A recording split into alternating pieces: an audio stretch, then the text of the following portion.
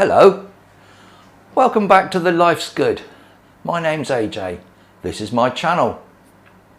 I'm very often asked what I've been up to at the weekend. What did you do this week, AJ? What did you do on Saturday? What have you been up to lately? My goodness me. The short answer is that we get up to an awful lot. I mean that nicely, not in a naughty way. It's Saturday morning. It's sunny, very chilly, very breezy, and some areas local to us in the last 24 hours have had snow, believe it or not. We're at the end of March.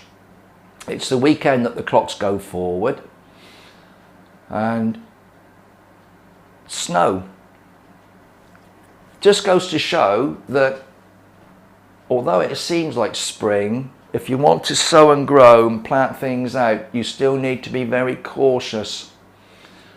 During the week this week, we've had some lovely days. It's been quite pleasant, very spring-like days.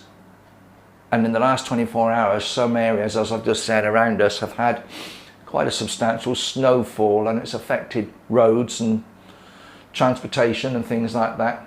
Although here, we're a bit lower down and we haven't actually seen any, but it is a bit chilly. Now, as I said, people ask me what I've been up to at the weekend, and I always find it difficult to answer. Whenever I'm asked a question like that, I sometimes have to sit and reflect and try and remember exactly what I've been up to over a previous weekend. We do an awful lot, or indeed I seem to be doing an awful lot. This morning, Cheryl popped out to the shed in the garden here, in which we've got a small freezer, and she's emptied out the last of the pumpkin flesh that we had stored there. There was about 3 kilos of pumpkin. That's about 6.5 pounds of pumpkin, and I'm making some pumpkin relish with that this morning. So I've got all my ingredients here and I've got that set away, and whilst that's simmering and I'm boiling that down and making my relish, I get up to other things. Now, earlier on this morning I popped out to check on the chickens, so have a quick look and see what happened there. Morning, girls. How you doing?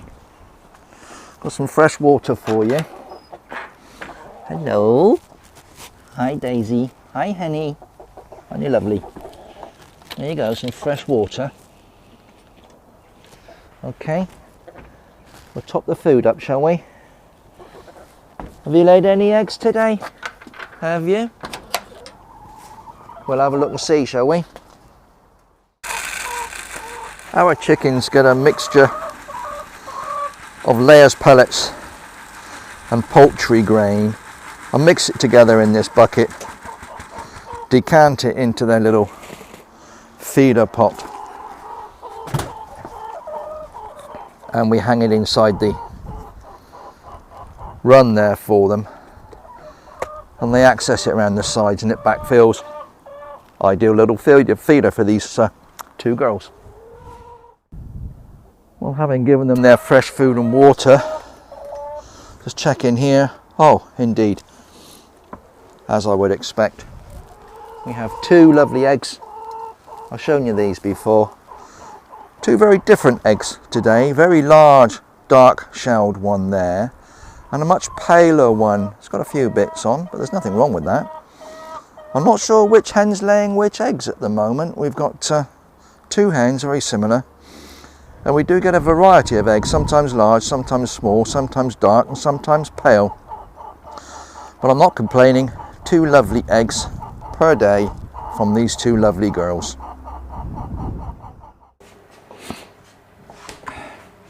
Just putting the onions into the pumpkin flesh. I've already added a few spices and the vinegar. If you're interested in making the pumpkin relish, by the way, if you look on my playlist, The Life's Good in the Kitchen, a couple of videos back, I showed how we make the pumpkin relish, complete with the ingredients in the description box underneath the video. So pop back and have a look at that if you're interested to know how we make our pumpkin relish. Now, when I go outside to see the girls, I always check them, make sure they got food and water, check for eggs, and a little tidy up around their nest box area and their coop, the actual house part. I always try and keep that clean for them. Top up with sawdust, top up with straw if necessary, and remove any feces and other bits and pieces that are in there, just to keep it nice and clean and fresh. And as you saw this morning, we had 2 lovely eggs from the girls. Very often when I'm out there as well, the chicken coop is adjacent to the greenhouse, and I always try and pop in the greenhouse just to check and see what's going on, check the minimum maximum thermometer, and make a little mental note of anything that needs to be dealt with in there. So let's go back and see what I found in the greenhouse this morning.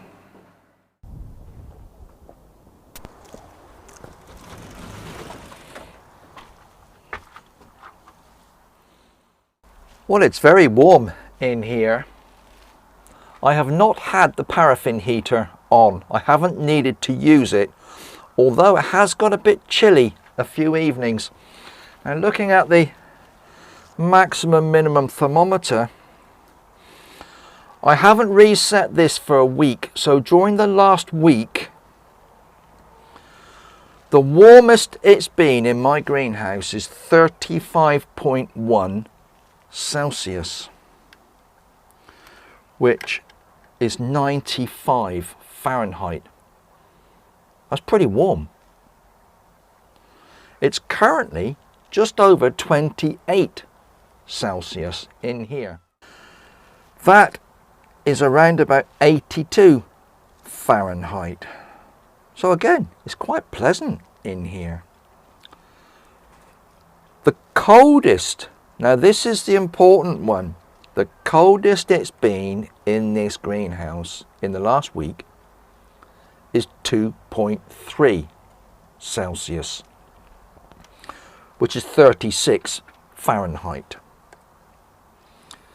So the evenings presumably are when it's getting the coldest.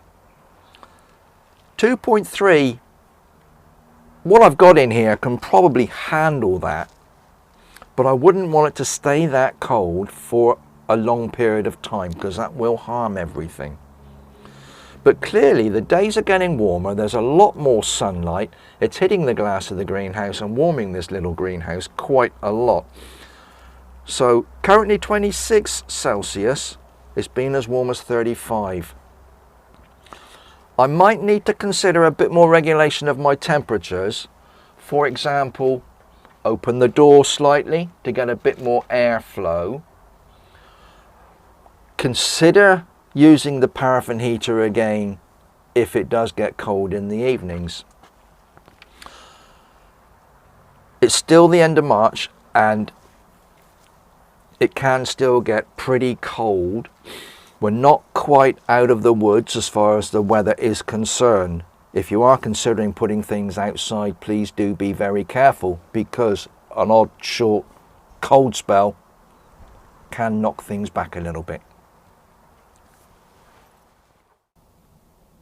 I've got my Charlotte potatoes in this tray on a shelf in the greenhouse, and they are in there, and the process of keeping them on the shelf like that is called chitting. And if we look at these, they're starting to produce little shoots.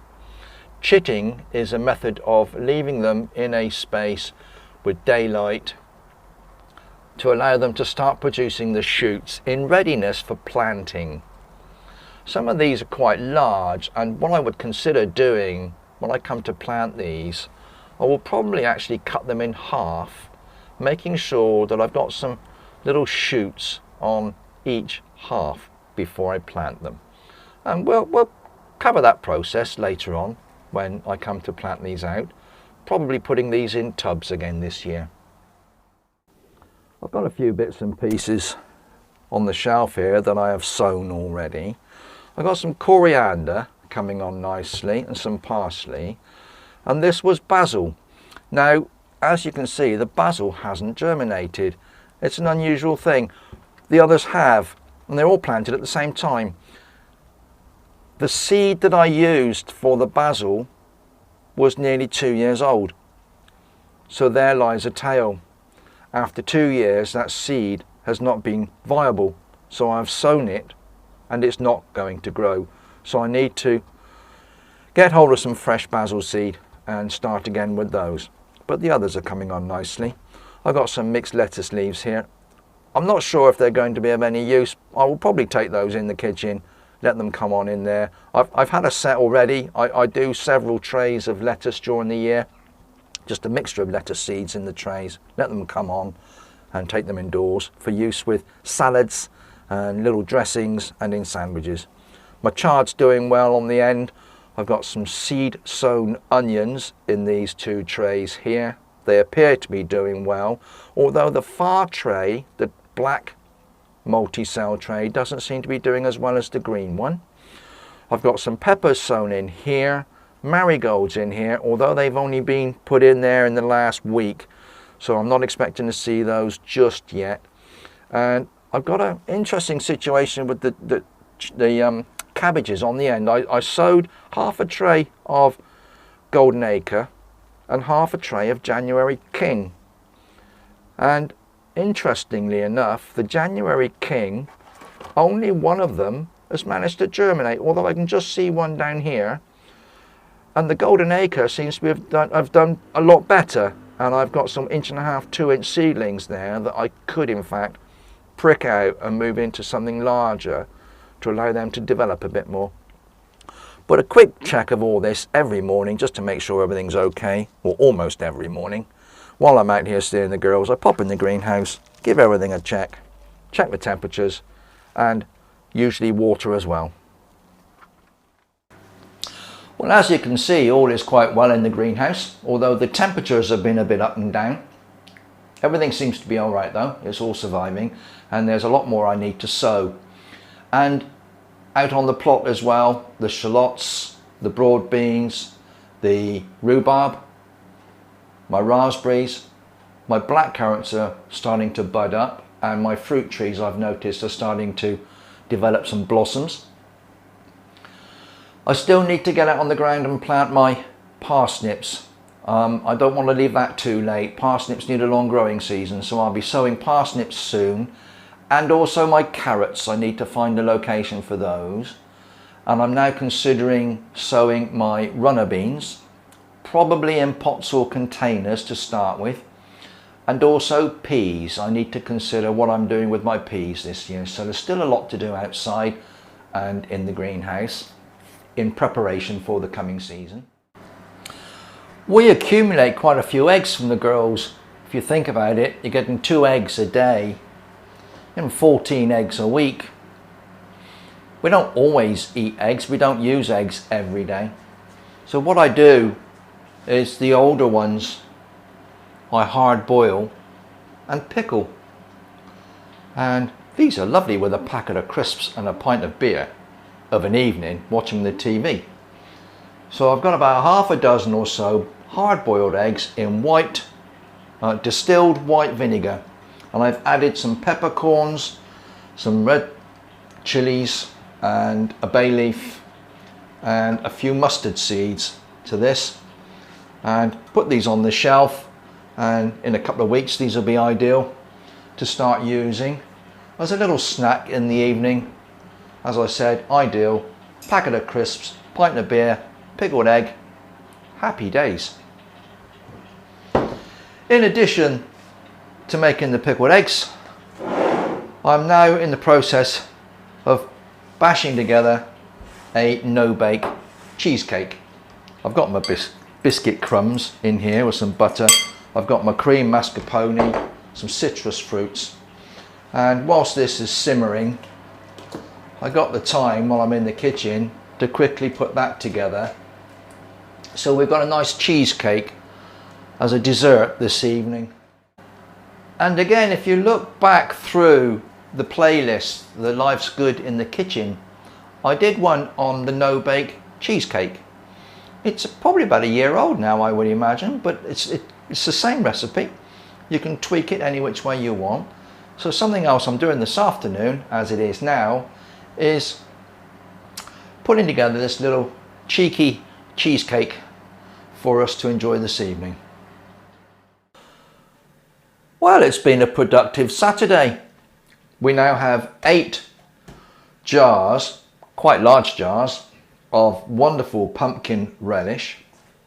The colour is fantastic, this lovely golden colour with all the little seeds and spices in there. It's very warm still, it's not long been jarred, and as it cools down it will suck the lids in. But 8 wonderful jars of delicious pumpkin relish to go into the store cupboard. A jar of, I think there were 7 or 8, 1, 2, 3, 4, 5, 6, there's actually 7 pickled eggs in there. Again with the bay leaves, the little red chilies and a few other bits and pieces for the store cupboard. And a little cheeky cheesecake. It's a orange and lemon on a ginger biscuit base cheesecake. We can have a piece of that this evening. And I've checked the greenhouse and done a few things out there today. I've made sure the chickens are sorted, so we've collected the egg, made sure they got feed and water, we've cleaned out the coop, and they've had a few scraps from the kitchen as well. And during production today I've got a few bits and pieces in the little compost bin, and I will empty that before the evening. I don't like to leave it sitting around. You do get an issue sometimes with fruit flies if you leave stuff rotting in the corner of the kitchen for a while, so I like to dispose of any compostable materials as soon as the jar, or the pot rather, is reasonably full. So I'm pleased. It's been a good day. There's nothing more enjoyable than at the end of a busy and productive Saturday than a glass of your own home-brewed cerveza. Salud, amigos. Oh, amazing. Homemade beer. We have a bottle of homemade blackcurrant wine for this evening to have with our dinner. And all in all, I think it's been a good day. The life's good. I'm pleased with the results. We've got some produce for the cupboard, we've got a cheesecake for this evening, we've got some drinks to go with it. My goodness me, you can't beat it.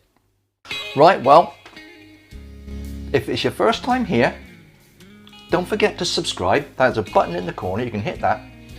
The bell, the thumbs up, all the usual routines. You know the score, you know what to do. Please come back and see us again. It's been a bit of a sort of a general overview of what we're up to here. At the end of the day, when someone says, "What have you been up to today?" what are you going to tell them?